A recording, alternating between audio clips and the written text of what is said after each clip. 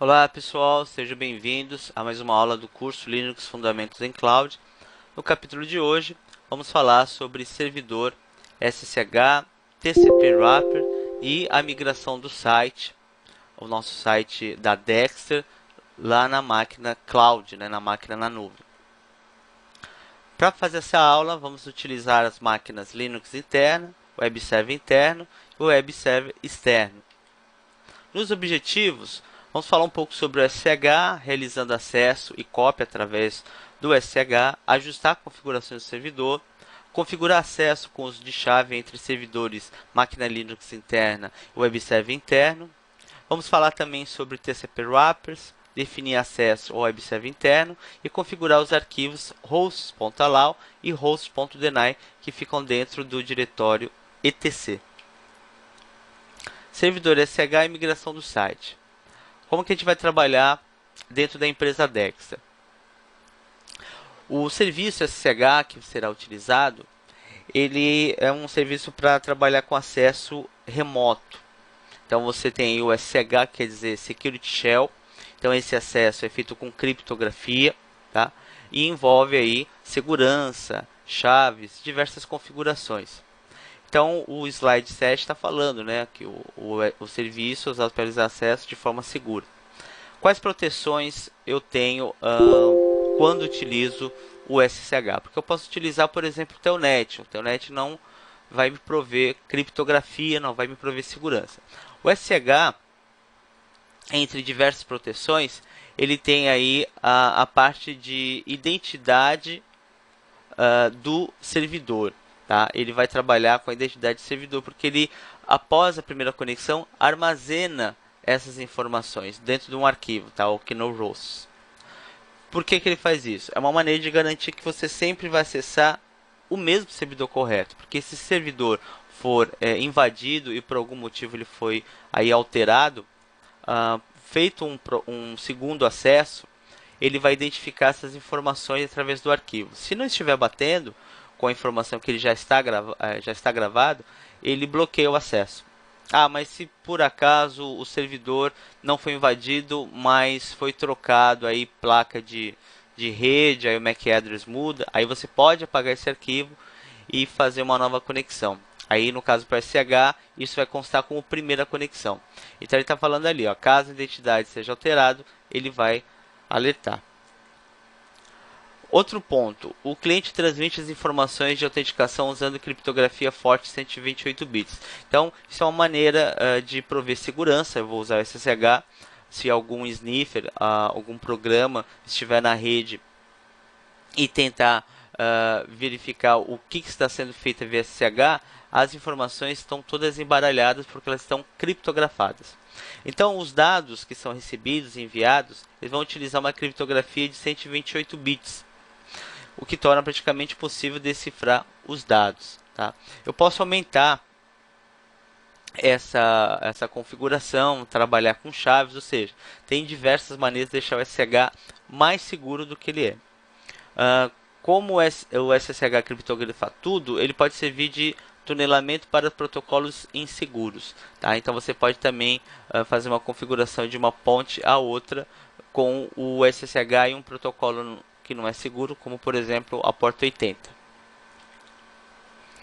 Bem, aqui no slide 9 nós temos uma ilustração bem interessante, né, de uma máquina se comunicando com uma outra, né. Essa seria a comunicação insegura sem criptografia. Quem tenta, no caso aí, decifrar, consegue as informações, como por exemplo nome de usuário e senha. Um exemplo é você utilizar o Telnet para se comunicar de uma máquina com a outra. Você consegue fazer o acesso? Consegue, sem nenhum problema. Acesso dentro de uma rede entre dois computadores, dentro também da internet, e se tiver algum programa fazendo captura de dados. O Telnet ele trabalha com senhas do tipo Clear Text, então facilmente eu vou conseguir identificar ali nome de usuário e senha. Mas se eu estou trabalhando com o SSH, né, comunicação segura, com criptografia, o dado ele é encriptado e depois é decriptado pelo outro lado. Tá? E aí, quem está tentando, né, pela ilustração ali, ele ficou nervoso, quem está tentando decifrar não vai entender nada. No caso, o que, que é isso? Né? Um hash, alguma coisa, não tem o nome mesmo do usuário, não tem a senha. Tá? Então, essa é a ideia de você trabalhar com sem criptografia, com criptografia, né? Como que você vai conseguir essa segurança? Por que SSH? Como eu tinha falado aí, existem ferramentas que podem fazer varreduras. Um exemplo de uma ferramenta dessa é o Wireshark, né? Ele é conhecido também como Sniff. Então quer dizer que eu uso o Wireshark para descobrir senhas. Não, o Wireshark você utiliza para fazer um mapeamento, uma captura de informações que estão trafegando dentro da rede. Assim você consegue fazer um diagnóstico, manutenção, porque a rede está lenta.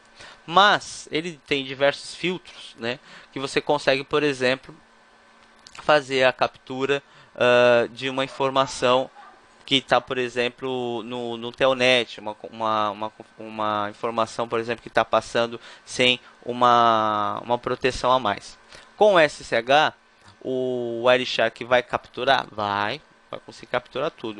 O que ele vai ver? Um monte de caracteres sem nenhum sentido, tá? Devido à nossa criptografia. Então ele está falando que o SSH, essa ameaça, né, vamos colocar assim, desses programas, é quase nula, pois o cliente e o servidor usam assinaturas digitais para verificar sua identidade. Além disso, toda a comunicação entre eles é criptografada. Hoje a gente vai fazer isso, criar aí duas chaves, né, a chave pública, a chave privada, a partir do cliente. O cliente fica com a chave privada e envia a chave pública para o servidor. Desta maneira, eu aumento ainda mais a minha segurança, entre outras diretivas que nós vamos configurar. Aqui tem um exemplo de comunicação entre a máquina Linux interna e o web server interno. O SSH por padrão trabalha na porta 22. Então, quando o cliente vai fazer a sua conexão, ele solicita, ele não precisa definir a porta, né? Ele solicita a conexão na porta 22. Tá? Então, o nosso cliente aqui, que é a máquina interna, solicitou a conexão. O que acontece? Essa máquina aqui, que é o web server interno, ela pode ter sido conectada em um outro dia. Então ele confirma a identidade no arquivo. Tá? Ele verifica. Pô, essa máquina mesmo que eu conectei ontem, se é a primeira conexão, ele cria as informações dentro do arquivo. Tá? A gente já vai ver na prática. Aí o web server interno, que é o servidor, solicita autenticação. No caso aqui, ele vai fornecer a senha ou o passphrase da chave. Qual a diferença da senha e do passphrase? A senha seria a senha do usuário quando você cadastra um usuário na máquina, né? Você vai lá de user, tá? UserDD, passwd, o nome do usuário. Você consegue cadastrar o usuário e colocar uma senha. O passphrase é quando você faz uma configuração utilizando chaves, chave pública, chave privada. O passphrase, no caso, seria uma frase senha. Então, seria uma frase, por exemplo, fornecimento de senha ou chave. O que é isso? É o meu passphrase. Começo maiúsculo, com espaço, é o meu passphrase, né? Então, eu tenho aí o fornecimento da senha ou da chave. Aí, o web server interno vai verificar se realmente isso bate e vai liberar o shell. A partir daí, toda a troca de dados é criptografada. Não é tão difícil, né? E se o servidor mudar a porta? Então, aí o cliente tem que indicar a porta. É isso que a gente vai ver daqui a pouco na prática. Bem, pessoal, esse slide 13 é para reforçar o uso do SSH hoje no mercado. Tá? Por quê? Nós estamos vivendo no momento da nuvem. Tudo tem nuvem, o nome dos cursos tem nuvem, os servidores têm nuvem, meus serviços, no caso é que eu guardo arquivos, fotos, estão na nuvem. Então, é praticamente impossível falar da nuvem sem você conhecer o SSH. Então, a ideia é que o sysadmin hoje, ele tem esse conhecimento de como que ele instala um SSH, como ele configura o servidor SSH, quando ele faz a configuração de troca de chaves, SSH sem senha, mas mantendo a segurança, tá? Então é exatamente É por isso que é extremamente importante configurar esse serviço de forma correta, visando sempre a segurança de acesso ao sistema. Bem, eu entendo que você já tem esse conhecimento, né, do que hoje tudo está na nuvem, eu preciso usar o SSH. Aí, pessoal, a gente vai colocar a mão na massa, tá? Primeiro, o que eu vou verificar?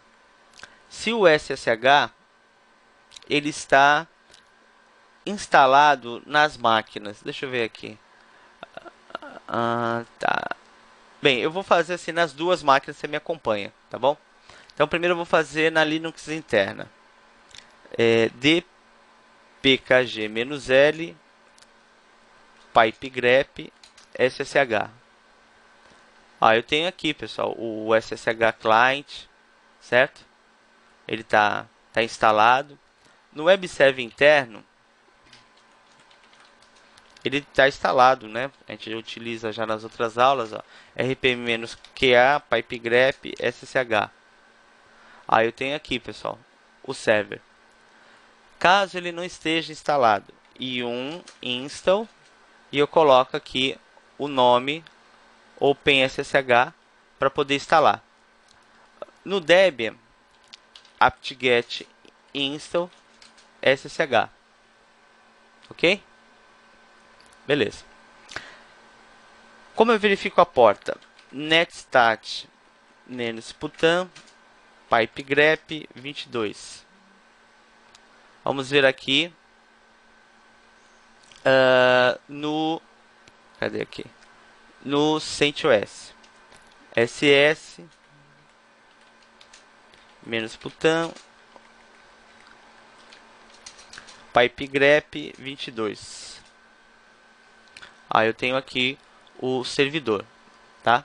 Outra coisa que eu faço, service ssh, no caso, tá vendo? Ele não tem, ó, o Debian. Eu aperto o tab aqui, ele não vai, ele só tem um cliente, tá? Agora, no caso aqui, o serviço, né, do SSH, eu posso encontrar aqui no CentOS, não é assim, né, que a gente vê o serviço. É o systemctl. Aí eu tenho aqui, ó, status sshd, certo? Aí eu posso usar um stop, um restart, assim por diante. Beleza, então o web server vai ser o servidor e o Linux interna, que é o Debian, vai ser o cliente. Como que eu faço acesso do cliente ao servidor? É bem fácil. Na máquina Linux interna, o que eu vou pedir para você fazer? Me acompanha aqui, ó. Primeiro, eu estou como root. Legal. Vou remover dentro do SSH esse arquivo aqui, ó, do root. E vou fazer um acesso na máquina web server interna. O IP dela, lembrando aí, pessoal, na aula de rede a gente viu, é o 20, né? Aí o que vai acontecer? Quando eu usar o Enter, ele vai perguntar se você quer gravar as informações para estabelecer essa conexão dentro do arquivo. Yes. Aí eu digito a senha, for Linux, pronto, estou no web server interno. Como eu saio da máquina e volto para o cliente? Exit. Beleza. Aí, pessoal, vamos usar um cat no ponto ssh, que no host. Ó. Tá vendo essas informações? Essas informações são referentes ao meu servidor. O que acontece se eu conectar novamente? Opa, ele já não vai pedir a confirmação. Por quê? Porque ele já conectou uma outra vez. Então ele já reconhece. Eu conheço esse servidor, não tem problema. Tá? Então vou colocar aqui a senha. Exit para poder sair. Qual outra maneira de você conectar? Usando o "-l", o nome do usuário. Você tira o arroba, certo? E coloca aí o IP. Outra maneira, usando o nome. Lembra na aula de rede que dentro do etc hosts a gente configurou o nome do web server interno? Então, eu posso usar aí a conexão colocando o web server interno. Por que que ele vai pedir agora? Essa parte é interessante. Por que que ele vai pedir para confirmar? Eu não já conectei? Certo, só que você conectou sem só com IP, não com o nome. Então, para ele, isso aí é novo. Yes, beleza. For Linux, vamos sair. Aí, pessoal, dá um cat no ponto .sh aqui no host. Olha só, eu tenho uma identificação com o IP e um com o nome. Agora, presta atenção nessa maneira de conectar. Eu vou colocar o FQDN, que é o nome domínio. Então é web server interno.dexter.com.br. Novamente ele vai pedir uma confirmação. Por quê? Vamos voltar aqui, ó, exit.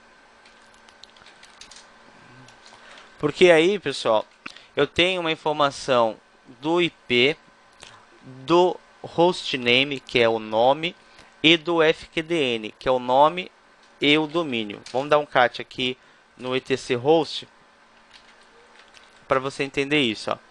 Então eu tenho três, tá vendo?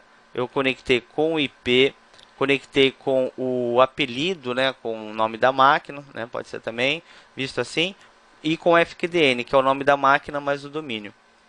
OK? Então aqui ele está falando, né, como que você faz a conexão. E como que você verifica o conteúdo do arquivo. Aqui também nós temos uma outra maneira de trabalhar com o SSH. Bem, pessoal, que outra maneira é essa? É de você executar um comando remoto sem precisar ficar conectado na máquina. Porque olha só, se eu preciso de informações sobre a memória no servidor web server interno, olha o que eu devo fazer. Você deve se conectar, né? Vamos conectar aqui com o IP. Colocar a senha. Você está agora no servidor free-m, viu as informações da memória, tá? Vou dar um echo 3 aqui para dar uma limpada. Proxies vm drop caches. Olha lá, free-m, né? Olha lá, melhorou de 29 para 119. Aí eu saio, beleza. É muito trabalhoso isso. Que tal você fazer isso aqui? Olha só. Você faz a conexão, mas não usa o Enter. No final, ó, digita o comando free-m. Mas espera aí, mas esse free-m vai ser executado aonde? Na minha máquina cliente? Não, lá no servidor. Eu vou passar pela senha. Ele vai executar o comando lá no servidor, mas eu vou continuar no cliente. Olha que interessante. Ó, já diminuiu, estava com 119, né? Tá? Então é uma maneira de você fazer isso. Agora vamos falar de cópia. Por exemplo, como que eu copio o arquivo que está lá no servidor para minha máquina? Então esse tipo de cópia que a gente vai fazer é a cópia do remota para local. Tá? Tem a local para remota. Essa aí no caso seria da remota para local. É como se fosse um download, pessoal. Tá? A gente vai pegar o hostname que está lá no servidor e jogar para o TMP da nossa máquina. Então, eu estou no cliente, eu vou listar o que tem no TMP. Tá? Tem alguns arquivos, né, que a gente já fez na outra aula e tal. O que eu vou fazer? Eu vou fazer uma cópia. scp root @9268.220, dois pontos, o caminho completo que tem lá no servidor. /etc, hostname, espaço, /tmp. Então, scp, pessoal, seria uma cópia remota. O CP você já conhece, que é a cópia local. O SCP seria uma cópia utilizando o SSH. Beleza. Então ele vai copiar utilizando o usuário root, né, na máquina remota, no SP. Aí eu tenho que digitar os dois pontos e o caminho. Não posso dar um espaço aqui. Dentro do etc hostname, ou seja, esse arquivo está lá na máquina remota, eu vou copiar para o TMP da minha máquina. Aí ele pede a senha e ele mostra que foi copiado. Usando o ls no TMP, olha quem apareceu aqui, ó, hostname. Se você usar um cat no TMP no arquivo hostname, olha lá, web server interno, ele veio lá do servidor, certo? Então é uma cópia remota, da máquina remota para a máquina local. Agora, o que acontece é se você precisar copiar uma pasta, um diretório que está lá no servidor. E ao fazer a cópia, você vai perceber que a porta não é a porta padrão 22, tá? É uma outra porta. Então o que eu tenho que fazer? Você tem que indicar o número da porta, tá? Então, por exemplo, a porta sendo 22, para mim conectar nela, eu preciso fazer alguma coisa. Olha só, ssh root arroba 192.168.220. Não, né? Ele deixa a conexão, certo? E se eu precisar indicar a porta? Aí eu venho aqui e coloco assim, ó, "-p22". Dá no mesmo. É porque o padrão é o 22, certo? Para fazer cópia, eu vou usar o scp "-p" para indicar a porta, só que a flag, no caso, é o P em maiúsculo. Depois, "-r", porque eu estou copiando um diretório, então esse R vem de recursivo. Aí eu digito o nome do diretório que eu vou copiar e para onde eu vou copiar na minha máquina local. Mas eu iria precisar agora fazer isso? Não, né? Mas para demonstrar para vocês que a flag, ela sim pode ser utilizada para indicar a porta. Em alguns slides à frente, nós vamos trocar a porta servidor. Tá? Aí você vai ver que é muito importante definir aqui qual a porta que você está conectando. Ao usar o Enter, ele vai pedir a senha e fez a cópia. Tá? Usando o ls no /tmp, vamos listar com cor, né? Aqui eu encontrei o home. O que tem dentro do home? Helpdesk Support, ou seja, ele veio lá do servidor. Aí ele fala assim, ó, repare que você pode tanto enviar um arquivo quanto um diretório completo. O que a gente fez não foi enviar, né? Foi fazer o download. Então, no item 1, a gente fez o download de um arquivo, no item 2, o download, né, de um diretório.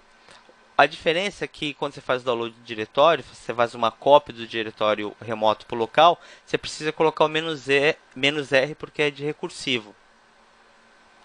E no caso a porta, se você quiser definir a porta, se for necessário definir a porta, tem que usar o "-p" em maiúsculo. Bem, agora vamos fazer o contrário. Como que eu envio um arquivo que está na minha máquina para o servidor? Eu vou copiar da minha máquina o hostname para a máquina remota e lá vai ser gravada no TMP da máquina remota. Vamos fazer um teste? SCP, aí eu coloco as informações locais agora. Hostname, aí sim, root arroba 192.168.202 dois pontos /tmp. Usando o Enter, ele vai pedir para você colocar a senha. Então, esse hostname está lá. Como eu sei que está lá?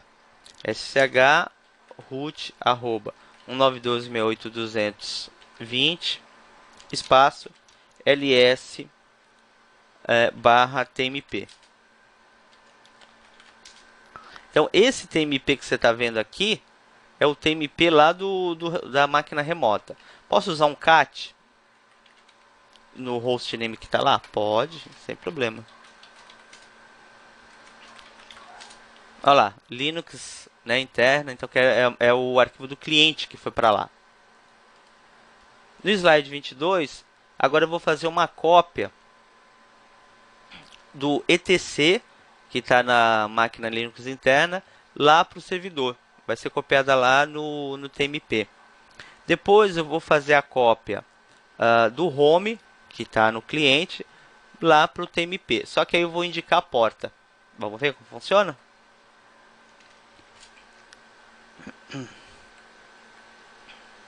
Então aqui vamos colocar o /etc, né? Só que como é diretório, vou colocar o "-r". Tá? Aqui a ordem, pessoal, vai ser -r barra etc tal. Aí eu vou usar a senha. Ó, tá copiando tudo que está no cliente para o servidor, tá fazendo um upload, né? Vamos aguardar. Beleza. Ele mostra 100% e tal. E também vamos fazer a cópia do home. Fazer a cópia do home. Aí eu vou indicar, pessoal, antes do "-r", a porta. Tá? Colocou a senha. Tá copiando. Foi até os slides. Legal. Como eu sei que dentro do TMP tem tudo isso que eu mandei. Olha lá. Vou usar o sh, root, arroba. Vou usar um comando lá no TMP.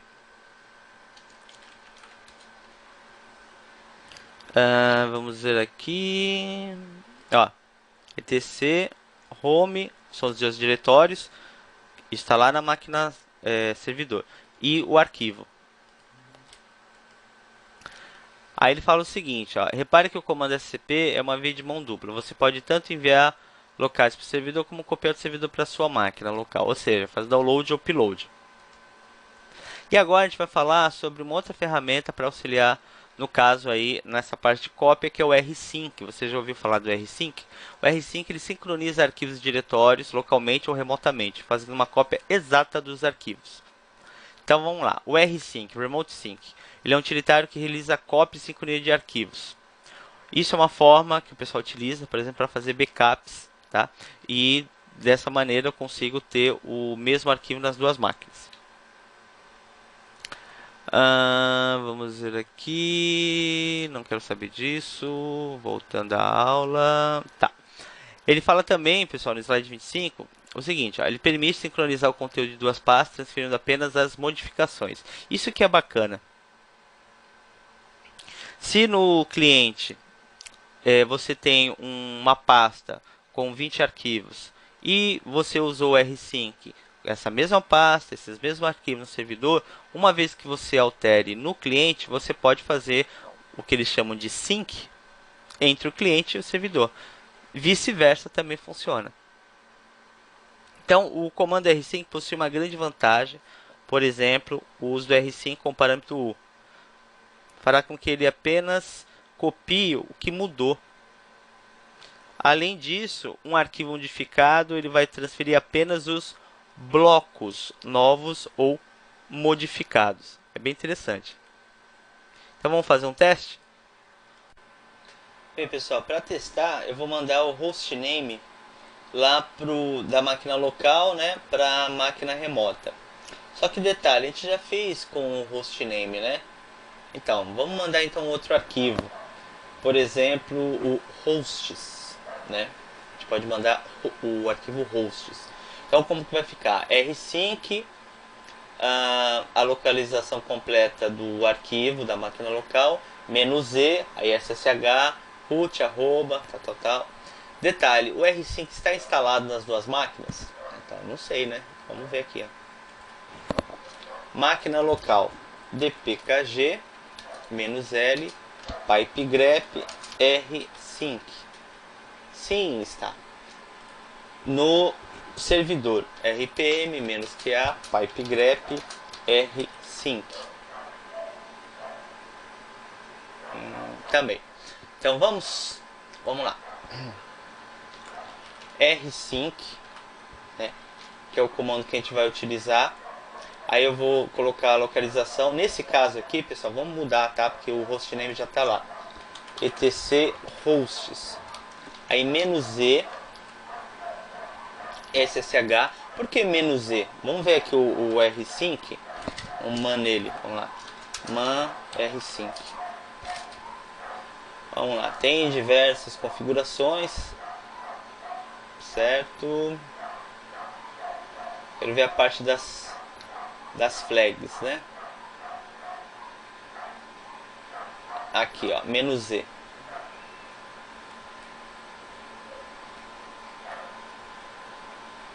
Ó. Ele fala o seguinte, ó. O menu Z especifica de Remote Shell to Use, né? No caso, eu estou falando que o meu Remote Shell vai ser o SSH, tá? Para poder fazer a sincronização. Porque assim, ele faz a sincronização, mas ele precisa chegar até o outro lado. Aí 192.220, dois pontos, barra TMP, né? TMP for Linux, já foi, tá? Você vem aqui no servidor, pessoal, cat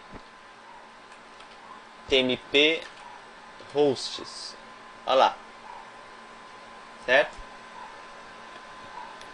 Beleza, aí olha só o que eu vou fazer, eu vou abrir o hosts da minha máquina, que é o cliente, e vou adicionar aqui um outro IP, 192.801 gateway.dexter.com.br gateway. Vou gravar, tá? Você pode ver que aqui ele não alterou, né? O que eu vou fazer? Um R5 novamente.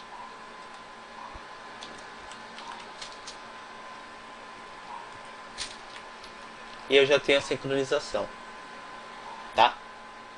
Então, se você, por exemplo, faz um script onde tem uma sincronização de informações de uma máquina para outra, você deixa isso dentro de um agendamento, você consegue aí um backup sempre com as novas informações, as que foram modificadas. Continuando, ele pede agora, deixa eu ver aqui, 27 para usar. Ah, tá, isso a gente já fez, né, pessoal? Só que ele tá sem o R-Sync aqui, ó. R-Sync tem o SCP-Z, né? A gente já fez essa cópia, tá? Bem, o que a gente vai ver agora é o comando HAL. O comando HAL, ele tem como característica mandar uma mensagem para todos os usuários que estiverem logados no servidor. Então, é uma ferramenta para que o administrador ele consiga avisar, por exemplo, quem está na máquina, que aquela máquina vai sofrer um reset, um reboot, né? No caso, ela vai passar por uma manutenção ou vai parar por algum tempo. Então, ele fala o seguinte, para a gente poder se conectar na máquina e a partir do servidor a gente usar o HAL, tá? Então, isso é no cliente, isso é no servidor. Então, vamos lá, no cliente. Primeiro eu vou conectar na máquina. Lá tem um usuário, pessoal, que tem o nome de suporte, tá bom? Eu vou conectar lá com esse usuário. Vamos lá. Suporte. Beleza, então o que acontece? Agora eu estou no servidor com o usuário comum. No servidor eu estou como root, né? Como que você nota aí a diferença? Não nota, né? Porque a gente mudou o prompt. Mas, por exemplo, aqui eu posso usar o whoamI. Ele fala que eu sou o suporte. Tá? E aqui ele fala que eu sou o root, certo? Como root no servidor, se eu usar o W, eu vou ver que tem alguém conectado na minha máquina. Opa, tem alguém conectado, tá? Se eu usar o who, olha lá, ele mostra que está conectado. Dá para ver? Se eu usar o PS ao X, ele fala que tem um usuário conectado via SSH. Beleza. Então eu vou mandar uma mensagem para todos que estão conectados na minha máquina. Que mensagem é essa? Vou mandar um echo, aí uma frase, pipe how, tá? Deixa eu pegar aqui a frase. Vou pegar aqui. Então vamos lá. Echo durante o período de 25/11 a 27/11, será realizada uma manutenção no servidor, vírgula, favor não acessá-lo neste período. Aí pipe how, tá? Essa vai ser a mensagem. Ó, para mim já mandou, né, que eu sou o root. E para o suporte também. Então quer dizer que tanto usuários estão locais e usuário remoto, porque aqui eu estou como remoto, né? Eles recebem mensagem, tá? E aqui é só usar o Enter, a mensagem ela sai.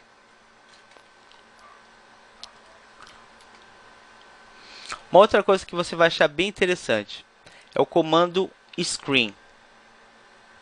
Para trabalhar com o comando screen, primeiro eu devo ter o mesmo usuário nas duas máquinas. Como funciona esse comando? Quando um sysadmin precisa rodar diversos comandos, ele pode abrir várias sessões do SSH, certo? E para mostrar para uma outra pessoa fica um pouco difícil, né? Você fica às vezes com um programa de bate-papo, falando, ó, executei esse comando, apareceu isso. Que tal você compartilhar a tela com a pessoa que está lá do outro lado? Ela pode interagir digitando os comandos e ao mesmo tempo você também. Como que eu faço isso? Com o screen, tá? Então eu tenho que instalar no servidor o screen e a partir da máquina Linux interna acessar o servidor, tá? Então eu vou fazer assim, ó. Eu vou no servidor como root e instalo o screen, tá? Então a gente vai fazer do zero. Eu estou como root e um install screen, tá? Então a gente vai começar assim. Vamos instalar o screen no servidor. Vamos aguardar a instalação, certo? Beleza. Tá. E aí, pessoal, eu vou logar no servidor com o usuário suporte, tá? Eu vou fazer isso com o suporte, a su-suporte, tá? Com o usuário suporte, eu vou digitar screen, certo? E agora, com o usuário suporte, eu vou fazer uma conexão externa. Olha só, eu sou o cliente, vou conectar com o suporte, vou digitar a senha do suporte e vou digitar screen-x. Deixa eu separar aqui para mostrar para vocês o que aconteceu. Vou fechar essa aqui, fechar essa.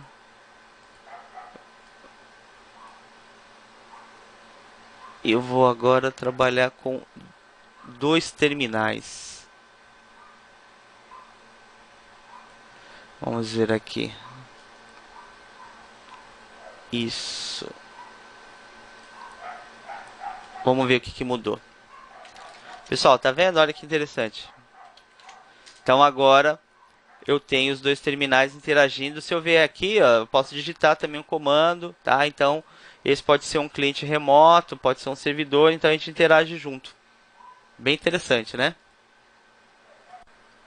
Bem, pessoal, continuando, né? Vimos aí que o screen é muito útil para você poder compartilhar a tela, né? No caso aí com uma outra máquina. E agora a gente vai falar sobre a configuração do servidor SSH, tá? Então, o servidor, a máquina que recebe um acesso remoto, o cliente, a máquina que realiza. Nós temos dois arquivos, né? Eles são bem parecidos os nomes, ó, sshd_config, ssh_config. Esse D que aparece no nome do arquivo de configuração do servidor vem de daemon, tá? Indicando que ele é um servidor e um serviço no caso. Vou configurar, pessoal, algumas opções no web server interno, tá? Vamos então abrir o arquivo de configuração, mudar a porta de 22 para 2222. Nessa alteração eu já ganho uma camada mais de segurança, porque eu vou sair da porta padrão. Vou trabalhar com o protocolo 2, que é um protocolo mais atual do SSH, tornando ele mais seguro. O protocolo 1, no passado, teve aí a sua quebra na segurança. Permite root login, vou deixar como no. Um usuário comum apenas que vai poder logar, o usuário root não vai poder logar diretamente. Temos também a opção TCP Keep Alive. A diretiva TCP Keep Alive, que no caso tem que manter descomentada, Keep Alive quer dizer manter vivo, né? É um conceito que existe em diversas aplicações e consiste em um pequeno pacote descartável e sem nenhuma importância, que é mandado para o servidor de tempos em tempos. Isso faz com que a conexão TCP continue aberta e não feche por ociosidade ou até uma outra razão. Temos o cliente Live Interval, que a gente utiliza na seguinte situação.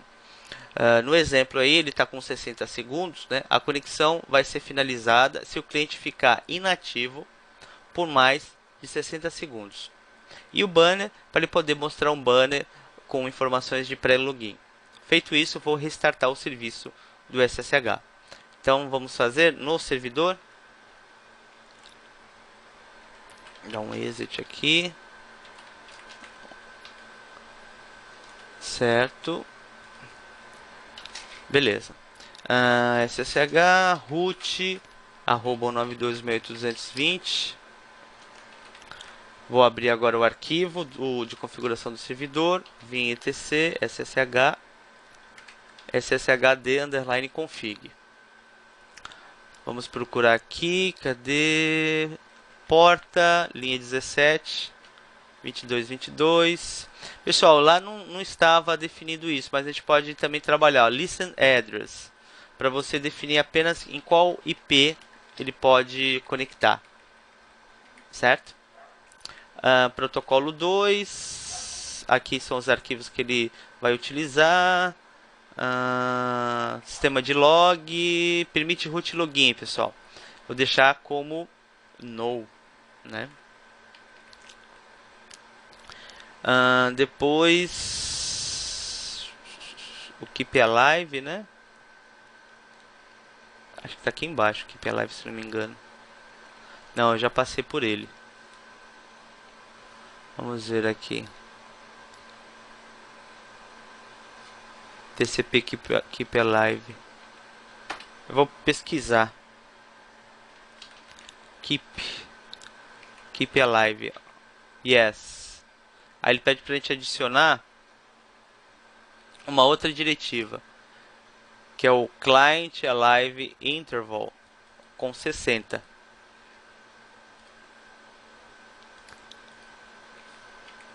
E o banner que nós já fizemos, acho que numa outra aula, né? Lá. Então o banner nós mexemos, Keep Alive, TCP Keep Alive descomentou, Client Alive Interval adicionou. Vamos ver aqui o que mais. Permite root login, deixamos como no. O protocolo 2, listen add, tá bom. Então vamos gravar. ESC 2.x. Aí vamos restartar o serviço. Systemctl restart ssh. Eu posso fazer assim, pessoal. Eu posso usar sshd.service ou apenas ssh, tá? Service. Aí eu vou usar um exit aqui e vamos ver se funcionou. Tentar logar. Eu estou no cliente agora, né? Tentar logar com root. Connect and refuse. Mas eu não coloquei a porta. Vamos colocar a porta. -p 2222. Ele está deixando. Vamos lá. For Linux. Não vai, né? Ele bloqueia, certo? Então, o que eu vou fazer? Eu vou entrar com suporte. Será que com suporte ele deixa? Vamos lá, suporte, que é um usuário comum. For Linux. Aqui é tudo For Linux no meu. Beleza. Tá? Então, essa é uma maneira de você configurar o SSH para ele ficar mais seguro, tá bom? E aí, o que mais eu vou fazer? Os testes, né? Então, o acesso remoto seguro, slide 35, a gente acabou de fazer o teste. Tentei entrar com o root, ali está com o nome, pessoal, mas também pode ser o IP, né? Não deu certo. Tentei entrar com o usuário comum, aí funcionou, tá? Então, tem duas camadas de segurança. A primeira camada é assim, você precisa colocar a senha do usuário comum. Aí você deve bolar uma senha, né, bem forte para o seu usuário comum. Se mesmo assim eu passo pela essa primeira camada, tem ainda a segunda. Que segunda? É que assim, como o usuário é comum, ele não faz nada, né? Então ele tem que usar su, espaço menos, aí vai pedir a senha do root, que também deve ser uma senha bem forte, tá bom? Então conseguimos deixar o acesso remoto mais seguro do que ele é. Agora a gente vai falar do acesso remoto sem senha. Esse acesso remoto sem senha, eu posso trabalhar com troca de chaves. Na máquina cliente, o que eu faço? Com o usuário suporte, eu crio duas chaves. Uma chave é privada, fica na máquina. Outra chave pública, eu mando para o servidor. Só que quando eu for criar a chave, eu posso simplesmente usar o Enter. Aí o acesso fica direto. SSH suporte @IP vai direto. Por que vai direto? Porque na hora que ele pede a frase, quando eu criei, eu usei um Enter, tá? Então, pessoal, a gente vai conseguir fazer esse tipo de conexão. Vamos ver aqui na prática? Primeira coisa, com o usuário suporte na máquina cliente, eu vou criar um par de chaves com o comando ssh-keygen, ok? Quando ele perguntar onde que eu vou gravar a chave, que o padrão é barra a home do usuário, no caso aqui suporte barra home suporte.ssh, que é o subdiretório, aí tem o nome do arquivo. Eu só uso o Enter. Na hora que ele pedir o passphrase, que é a frase senha, eu só uso o Enter também. Aí ele vai criar dois arquivos, o id_rsa, que é a chave privada, tá? Você não compartilha com ninguém, e o id_rsa.pub, que é a chave pública, que aí você envia ela para o servidor. Vamos fazer o teste? Primeira coisa, vamos sair aqui do servidor. Beleza, estou no cliente, su-suporte, certo? Ruamai, sou suporte. Vamos criar o par de chaves. Antes, ls.ssh. Nem tem o subdiretório, pessoal. Então vamos fazer aqui, ó. ssh-keygen enter. Aí ele pergunta: você quer gravar o arquivo da chave no barra home support? Sim, então só usa o enter. Não tinha, né? Ele até criou, criando o diretório. Beleza. Entre com passphrase. Aí você vai usar o enter. Entra novamente, enter. E beleza, ele criou dois arquivos. Olha os dois arquivos aqui, ó. Certo? Aí, pessoal, eu vou usar o ls.sh. Olha os dois arquivos. O público dá para identificar quem é, né? É o id_sa.pub. Então, esse é o arquivo que eu tenho que mandar lá para o servidor. Legal. Bem, continuando, vamos agora enviar o arquivo para o nosso servidor. Para fazer isso, a partir da máquina cliente, né, eu vou usar o ssh-copy-id. Entre aspas duplas, "-p" para colocar a porta e qual usuário lá na máquina, que é o servidor, na máquina remota, eu posso acessar. Lembra que agora eu só posso acessar com o usuário comum, né? Então vamos lá. ssh-copy-id "-p2222 suporte @web server interno". Deixa eu ver.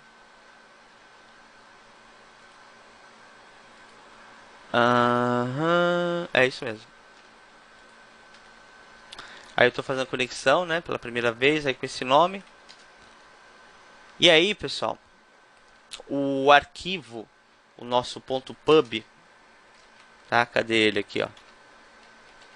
O nosso .pub, ele foi copiado, esse conteúdo foi copiado lá na máquina remota, no diretório da home do usuário suporte, aonde? No .ssh com este nome, que quer dizer o quê? Chaves que são autorizadas, né? Aí vem a pergunta, o que mudou? Eu tenho uma chave privada agora aqui no cliente, eu tenho uma chave pública lá no servidor. O que mudou? Que a conexão agora vai ser feita por chave. Só que olha o detalhe, pessoal. SSH suporte arroba web server interno -p 2222. Foi direto. Por que ele passou direto? Porque ao pedir o passphrase para a chave, ele identificou que o passphrase é um enter, ou seja, é vazio a senha, né? Pô, mas aí cadê a segurança? Então, detalhe, ele só faz isso porque tem uma chave privada no cliente e tem uma chave pública no servidor. Apenas por isso, né? Qualquer um vai poder fazer isso daí, ok? Então, se eu pego a minha chave privada e forneço para outra pessoa e essa pessoa troca o nome da máquina para deixar igual, para fraudar, aí sim, aí você não pode, claro, ficar fornecendo a chave privada. Bem, então ele fala, né? Também é possível realizar a mesma configuração de SSH sem senha através do SSH-agente e o SSH-add. Autorized keys, arquivo que armazena chaves públicas de todas as máquinas que possuem autorização se conectar nesse servidor com a palavra-chave ou senha, como é o nosso caso. Aí, pessoal, ele fala que dentro da máquina web server interno, a gente deixou seguro o acesso via SSH, porque nós permitimos apenas um usuário comum, né? Foi isso que a gente fez. Só que a segurança não está ainda 100%. Qual usuário comum pode acessar o web server interno? Qualquer usuário comum que esteja lá. Mas peraí, mas eu fiz toda a configuração de chaves com o usuário suporte. Então, o ideal é permitir apenas o usuário suporte. Como que eu faço isso? Eu vou abrir a configuração do servidor e adicionar a diretiva allow user support. Se eu quiser adicionar mais de um usuário, pessoal, eu dou um espaço e vou colocando os nomes. Suporte, helpdesk, né, e assim por diante. Se eu quiser liberar apenas o acesso a grupos, aí eu coloco allow groups e coloco o nome de um grupo. Quem estiver dentro daquele grupo é que você pode, que é liberado para acessar via SSH. Então, o que eu vou fazer? Eu vou abrir a configuração do servidor, adicionar essa diretiva, restartar o serviço e a partir do cliente, que é o máquina Linux interno, tenta fazer dois acessos, um pelo helpdesk e o outro pelo suporte. Antes disso, detalhe, estou no cliente. Eu sei que se eu fizer esse acesso, ele vai direto porque eu já fiz uma troca de chaves, sem senha, com esse tipo de configuração. Olha lá. Beleza. Aí pergunta, e se eu tentar acessar com um outro usuário comum? Por exemplo, vem aqui no lugar de suporte, helpdesk. Se eu tentar fazer isso aqui, pessoal. Olha lá, tá vendo que ele não pede o passphrase? Porque o helpdesk não tem troca de chaves, né? Ele pede a senha dele, for Linux. Conseguiu acessar com o usuário comum. Só que aí eu vou bloquear isso, tá? Como que eu faço? Bem, primeiro vou acessar com suporte, que ele vai direto. Depois vou virar o root. Beleza. Aí vou abrir a configuração do SSH. Vou vir aqui, pessoal, embaixo do permit root login. E vou colocar aqui, ó, allow users. No caso, suporte, certo? Não permite o login do root, mas libera apenas o suporte. Vamos gravar e restartar. systemctl restart sshd.service. Vamos sair novamente e voltar para o cliente, né? Que eu tinha usado o sumenos, né? Então tem que dar um logout. O que acontece? Será que eu consigo agora entrar com o helpdesk? Vamos tentar aí, ó. Ah, deixou. For Linux. Não, né? Ele não deixa. Agora eu vou tentar com o suporte. Vai direto. Tá? Então isso é uma outra camada ainda para deixar mais seguro ainda o nosso servidor. Ok? Pessoal, no laboratório da Dexter, a gente vai fazer uma migração do site e você precisa acessar a sua máquina lá na cloud. Tá? Acesse com o usuário e domínio cloud.forne.com.br. Lá nós vamos fazer um wget para fazer uma cópia de um arquivo que está nesse endereço aí, 172.16.1.2. Depois descompactar o conteúdo do arquivo para o var www, acessar o var www e remover o arquivo index.html. Feito isso, eu restarto o Apache. Tudo isso na máquina da nuvem. Vamos fazer? Me acompanhe, por favor. Primeiro, vou abrir aqui uma nova aba, sh-l. No caso aqui, este é meu usuário, que eu tinha mostrado para vocês numa outra aula. cloud.forlinux.com.br. Yes, né? Porque eu apaguei o conteúdo do arquivo, né? Por isso que ele está pedindo aí para confirmar. Aí ele vai pedir a senha. Só aguardar, né?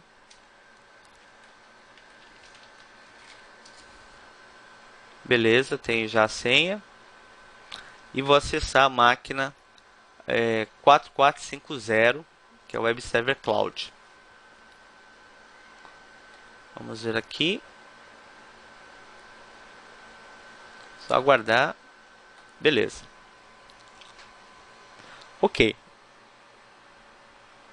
Nesta máquina, eu vou fazer um download.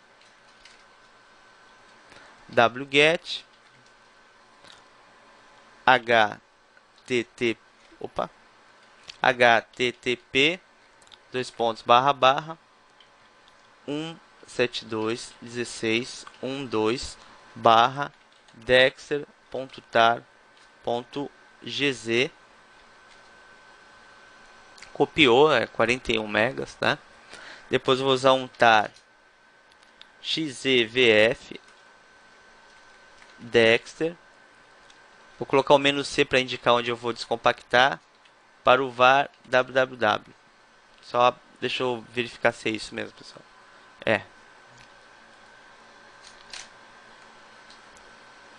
Depois vou acessar o var www e remover o index. Ah, não tem. Ah, perfeito, não tem. E depois eu vou restartar service Apache 2 restart. Tá, aí eu vou ver, pessoal, qual é o IP da minha máquina. O IP dela é o 146. Você lembra do Start Cloud para criar VPN? Então, você tem que usar o Start Cloud na máquina Security Cloud. Você vai lá, Start Cloud, tá? Deixa eu demonstrar aqui para vocês.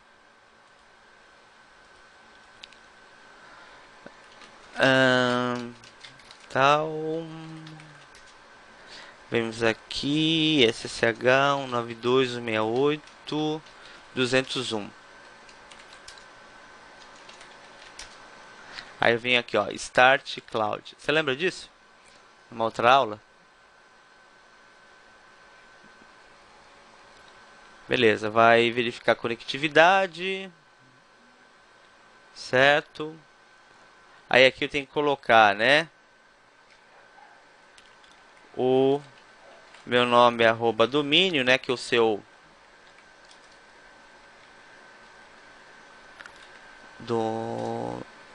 domínio, tá? .com.br é o seu e-mail lá no Moodle e a sua senha. Se der errado, pessoal, o que acontece? Ele vai mandar essa mensagem aí, ó. Certo? Quando dá certo, pessoal, você pode usar o ifconfig. Ele vai mostrar uma interface, ó, no caso Atom 0, tá? Vou verificar aqui qual é o IP da minha máquina. Ó. Este é o IP da minha máquina lá na nuvem. A partir desta máquina aqui, que é o security, eu posso usar um ping -C4 para ver se eu consigo me comunicar com ela. Olha lá, certo? E esse IP você pode digitar no browser, né, da sua máquina Linux interna para acessar o site, certo? Pergunta da LPI: qual arquivo de configuração você precisará editar para alterar as opções padrões do cliente? Se é cliente, no caso, alternativa E, etc, ssh underline config. Outra pergunta: qual parâmetro no arquivo de configuração do SSH define os usuários que podem se logar no servidor? Alternativa A, allow users. E agora, pessoal, a gente vai para uma outra parte aí, e última da aula, que é o TCP Wrappers. O TCP Wrappers é uma biblioteca que você aplica uma camada de segurança. Você pode ver aí que no slide 16, ele te traz uma lista de camadas de segurança. Tá? Tem aquela camada do User Layers, né? Camada de usuário, que é antivírus, senha forte, o sistema atualizado, né? O usuário pode ele mesmo trabalhar dessa maneira. Tem aquela camada de segurança do Transport Layer, né? Camada de transporte, protocolos criptografados como HTTPS ou SSL. Tem a camada de Access Layer, né? Onde você tem lista de acesso, ACL, Firewall, autenticação criptografada e o TCP Wrappers. E tem a camada de Network Layer, né? Camada de rede, VPNs, firewalls e IDS. O TCP Wrappers está nessa camada de acesso, pessoal. A gente vai poder liberar ou bloquear o acesso na rede de serviço sem precisar usar o firewall. Então, TCP Wrappers controlar o acesso ao serviço de rede, das tarefas de segurança para o sysadmin. Então, você como sysadmin deve saber trabalhar com TCP Wrappers. Aí ele fala que existe uma variedade de ferramentas que nos auxiliam nessa tarefa. Tá? Então, nós temos Firewall, tem ferramenta de detecção, né, IDS, entre outras. De maneira rápida e simples, a gente vai usar o TCP Wrappers, tá? Que é uma ferramenta para adicionar uma camada de proteção no acesso ao serviço. Basicamente, eu preciso saber se o serviço tem acesso ao TCP Wrappers e configurar esse acesso através de dois arquivos. Tem suporte, né, o TCP Wrappers. Então aqui, pessoal, eu tenho um diagrama básico das camadas de proteção. Quando eu tenho uma requisição que vem da internet, ele passa aí pelo Firewall Server, chega ao Web Server. Chegando no Web Server, tem requisições liberadas pelo Firewall local, tá? Tem requisições liberadas pelo TCP Wrappers, tem requisições da rede interna e, no caso, também pelo TCP Wrappers. Então, requisições são rejeitadas, podem ser rejeitadas pelo TCP Wrapper junto do serviço e do Firewall Server. Então, uma maneira de você conseguir proteger mais a sua rede. Eu posso ter tudo isso, posso ter IDS, posso ter Firewall, posso ter antivírus, posso ter TCP Wrapper, posso ter tudo. Todas essas camadas aqui que a gente viu. Tá? Só que acontece, quanto mais seguro, menos desempenho, no caso, você tem aí no acesso, nos serviços, tá?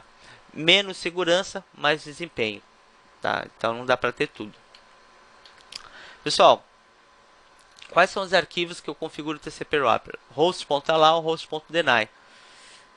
E aí, o allow ele tem a prioridade por ser o primeiro lido. Ou seja, se você tem a mesma regra nos dois, o que vale é do allow. Aí ele fala o seguinte: se um cliente é liberado para se conectar, o TCP/IP libera o controle da conexão para o serviço solicitado e não participa mais da comunicação entre o cliente e o servidor. Liberou, liberou. Tá? Agora, se você não mexeu no allow e mexeu no deny, ele vai ver que o allow não tem nenhuma regra, ele vai ver que o deny tem uma regra e vai bloquear. Como que eu consigo a informação que o meu serviço pode ser configurado com TCP Wrapper? Que eu posso fazer um controle, né, de acesso com TCP Wrapper. Por exemplo, o SSH. Eu vou usar o wish SSHD para procurar a localização do binário e depois usar o LDD, que ele lista as bibliotecas que contém no binário, e procurar o suporte à biblioteca libwrappers.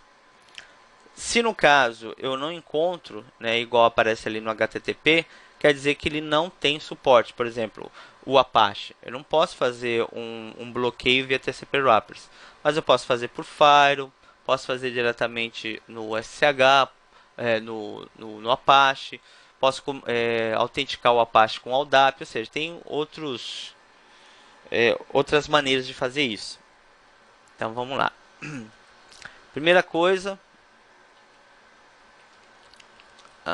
cadê aqui? Essa máquina não preciso mais. Tá, web server interno. Who am I? Quem eu sou? Suporte. Su menos wish sshd ldd barra sbin sshd pipegrep libwrapper. Tem, pessoal, tem suporte. Wish httpd ldd sbin httpd libwrapper. Nada, então não tem suporte, tá bom? Vamos ver aqui, tá. Como funciona a sintaxe de controle de acesso nos arquivos host.allow e host.deny? Você tem o seguinte: daemon list, tá, que é o nome do serviço, client list, que é o nome ou IP do cliente que vai poder ou não acessar, e options seria uma ação opcional ou uma lista por 2 pontos de ações que são adicionadas como regra. Neste exemplo aí do slide 52, ele pede para você, no web server interno, abrir o arquivo host.deny e colocar a seguinte configuração: sshd 2 pontos. Eu estou falando então que o serviço, né, o daemon do sshd, com o IP 192.68.20 ali, asterisco, pessoal, né, ele representa toda a rede. Aí eu vou tentar acessar o servidor web server interno pela máquina Linux. Vamos ver se vai funcionar. Então vamos lá. etc host.deny. Vou vir aqui embaixo. sshd 2 pontos 192.68.200 20 asterisco ponto, né? 20 asterisco ponto. Não precisa restartar nada, pessoal. Aí na máquina cliente,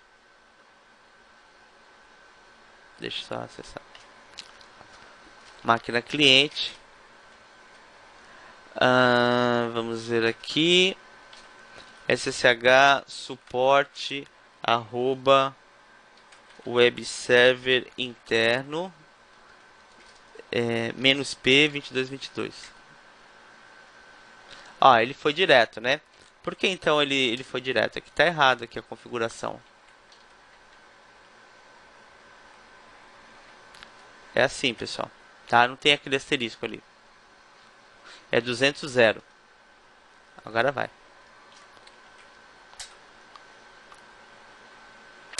Tá, o que tá acontecendo? Por que ele tá paradão? Ele vai mandar uma mensagem. Ele fala o seguinte, ó: Connection closed by remote host. Ele está falando que a conexão da máquina remota está fechada, tá?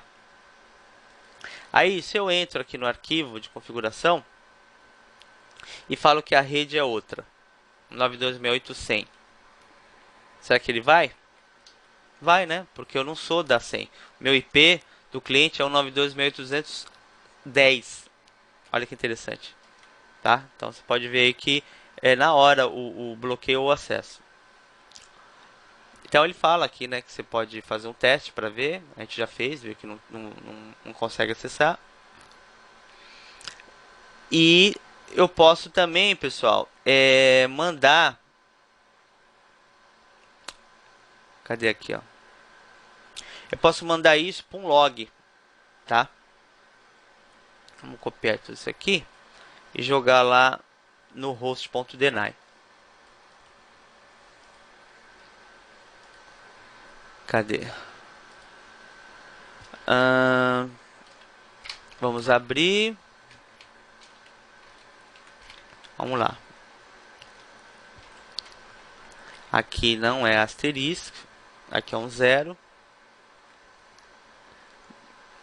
Certo. Beleza. Vamos só verificar aqui que eu fiz uma cópia, né?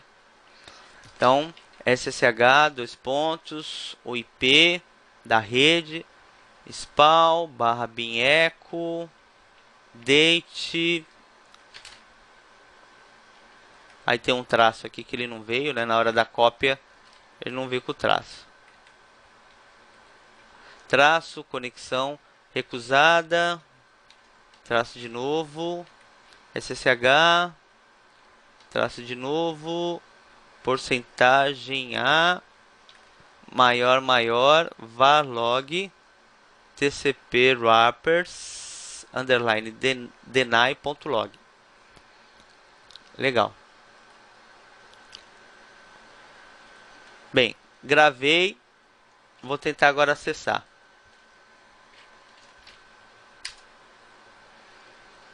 O que está acontecendo? Ele está bloqueado, né? Porque eu mudei de novo para 200. E vamos ver se o log aparece isso. var log tcp wrap deny.log. Então ele traz a data, traz a hora, conexão recusada e o mais importante, qual IP tentou conectar. Tá? Então é uma maneira de você fazer auditoria. Então ele está falando que para liberar, pessoal, o que eu vou fazer? Eu vou lá no hosts.allow e apenas liberar uma máquina, certo? Que vai ser com IP 10. Vamos fazer? hosts.allow. Venho aqui no final. SSHD, dois pontos. 192.168.210. Será que funcionou? Vamos testar. Vai direto. E outra máquina? Por exemplo, o IP11, o IP1. Né? Quem é o IP1 aí? Vamos ver. O IP1 é o Firewall. SSH suporte arroba 192.168.220. Faltou a porta.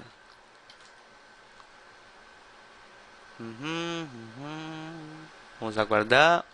Connect refuse. Vamos ver no log. Olha lá, ele recusou. Mas por que ele recusou? Então vamos lá. No etc host.deny, eu estou bloqueando toda a rede. Certo? E jogando isso para um log através do bin echo.